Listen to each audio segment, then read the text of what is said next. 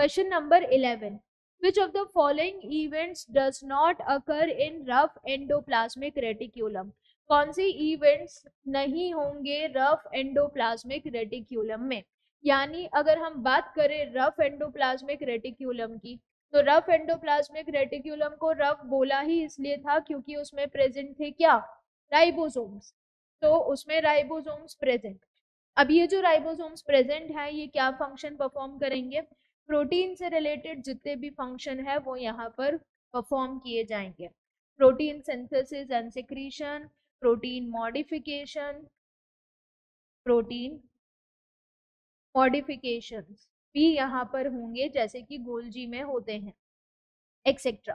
तो अगर हम यहाँ पर ऑप्शंस को देखें, कौन सा फंक्शन नहीं परफॉर्म होगा एंडोप्लाज्मिक रफ एंडोप्लाज्मिक रेटिक्यूलम में? Protein folding. बिल्कुल, जो प्रोटीन फोल्डिंग है वो रफ एंडोप्लाज्मिक रेटिक्यूलम में होगी। फोल्डिंग यानी उसको मॉडिफाई करके एक 3D एक स्टेबल स्ट्रक्चर में लेके आना।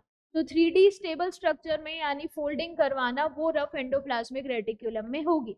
Then option B, protein glycosylation. Protein glycosylation क्या है? एक ऐसी रिएक्शन जिसमें हम क्या कर रहे हैं, प्रोटीन को कार्बोहाइड्रेट से ऐड कर रहे हैं।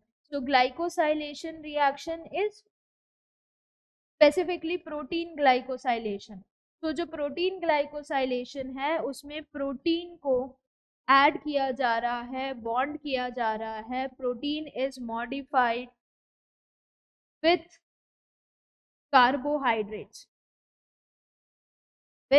कार्बोहाइड्रेट्स, यानी यहाँ पर बॉन्डिंग होगी या तो अमीन ग्रुप से या कार्बोक्सिलिक ग्रुप से, और इस बॉन्डिंग से जो बॉन्ड तैयार होगा वो बॉन्ड क्या हो जाएगा, ग्लाइकोसाइडिक बॉन्ड, ग्लाइकोसाइडिक बॉन्ड।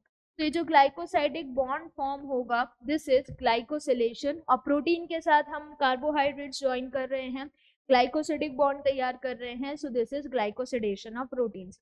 तो ये जो ग्लाइकोसिलेशन ऑफ प्रोटीन्स हैं ये दो जगह होता है, एक rough endoplasmic reticulum as well as Golgi body, दोनों में देखा जाता है। तो ये भी ऑप्शन पॉसिबल है।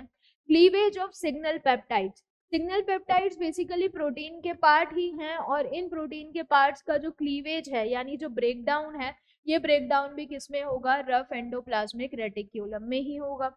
फॉस्फोलिपिड सिंथेसिस, फॉस्फोलिपिड है, लिपिड से रिलेटेड कोई भी काम रफ एंडोप्लाज्मिक रेटिक्यूलम में नहीं होगा। ये जितना भी फॉस्फोलिपिड सिंथेसिस है, लिपिड पहले आएगा स्मूथ एंडोप्लाज्मिक रेटिक्यूलम में, फिर ये मॉडिफाई होगा गोल्जी बॉडी में, तब जाके वो सेल मेम्ब्रेन में फ्यूज होके सेल मेम्ब्रेन बनाएंगे। तो यहाँ पर कौन सा इवेंट रफ एंडोप्लाज्मिक रेटिक्यूलम में नहीं होगा, वो होगा फॉस्फोलिपिड सिंथेसिस। बाकी जितने भी हैं, चाहे प्रोटीन की फोल्डिंग हो, चाहे प्रोटीन का मॉडिफिकेशन हो विद कार्बोहाइड्रेट, या क्लीवेज यानी ब्रेकडाउन हो प्रोटीन के सिग्नल पेप्टाइड्स का, ये तीनों काम किसमें होंगे, रफ एंडोप्लाज्मिक रेटिक्यूलम में। तो जो काम नहीं होगा वो क्या है, phospholipid synthesis. Correct answer is option D.